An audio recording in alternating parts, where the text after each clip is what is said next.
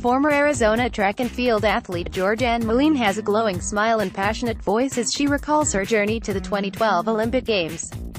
The 5'10" Arizona native runs the 400-meter hurdle race.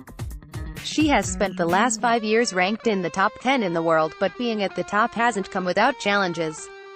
Athletes devote years of their lives to make the Olympics, and the thrill of the 2-week-long games is an environment where athletes can thrive. But what happens to these athletes after the games are over and the cameras are gone? Moline experienced the emotional aftermath from the games over the next several years.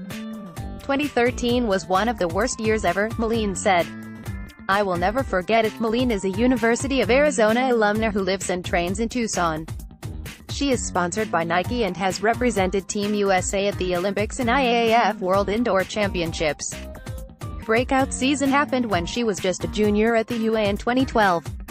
She made the USA Olympic team and was the youngest competitor in the 400-meter hurdles at the 2012 Olympics. "At the games, I felt so relaxed. I felt like I had no pressure," Moline said. "No one expected me to do anything." Related, Moline hurdles over mental blocks. She ran a personal record of 53.9 seconds in the Olympic finals and placed 5th. For Moline, she said it was the greatest feeling because she knew she was able to represent her country and state, while making everyone proud. Moline returned to Arizona to finish up her senior year. During her 2013 season at Arizona, Moline received a lot of attention for her accomplishments from the past season. That's when Moline began to sense her emotional letdown was affecting her performance. She was always announced as Georganne Moline, the Olympian. "If I got beat, it was like, oh, an Olympian gets beat. It would be in articles and stuff," Moline said. "I started to think, am I not allowed to get beat?" That track season, Moline faced her biggest challenge yet. Her rival, Stanford's Corey Carter, beat Moline in every race. On the starting line, Moline felt she had already lost to Carter. At the NCAA Championships in 2013, both Moline and her rival broke the national record, but Moline placed second. Moline admitted that her mental barriers were more pronounced and she became scared to race because her confidence had disappeared. "At that point, I had reached an all-time low. I didn't know how to get myself out of it," Moline said. "Even my friends and family couldn't talk me out of it." She thought she needed professional help and began to see a sports psychologist, but only briefly. It took years of training for Moline to find her love for track again. She thought athletics wasn't for her and that maybe she was meant to do something else, but the root of her psychological problem stemmed from how she viewed herself. "I associated Georganne Moline the person and Georganne Moline the athlete for years," Moline said. Tegan Resch. Georganne Moline trains at Drockman Stadium in Tucson. Moline is a former UA track and field athlete and also competed in the Olympics. It wasn't until late 2016 that she separated the two identities. This change gave her a new appreciation for track and the pressure was lifted. Moline's running improved and she set a new personal record in 2017 that took 4 years to reach. A key figure that guided Moline back to the right path was sports psychologist Dr. Athey was a different sports psychologist than the one she saw after the Olympics, but helped Moline turn a corner. Moline said she finally began to understand that there are bigger things in life than just winning and losing a race. Quitting was never an option, Moline said.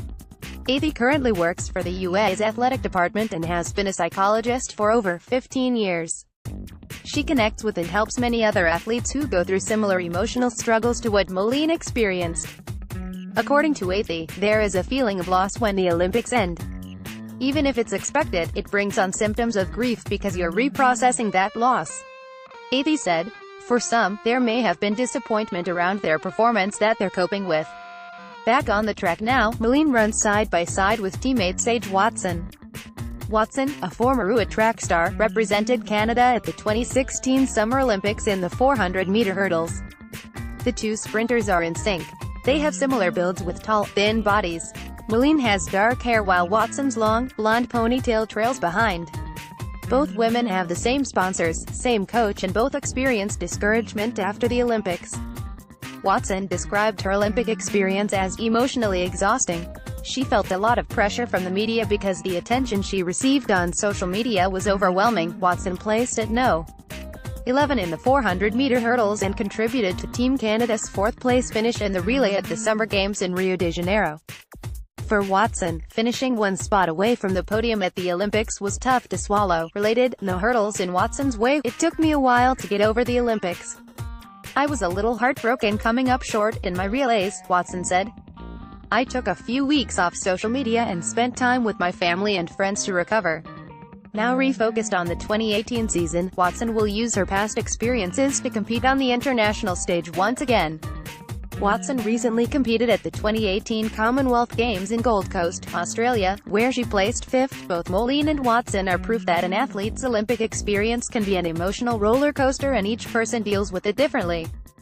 Even when faced with emotional and mental hurdles, Moline and Watson have shown the ability to overcome them. "By going through those emotions, you learn to cope," Athey said. "People come out of it." Follow Tegan Rash on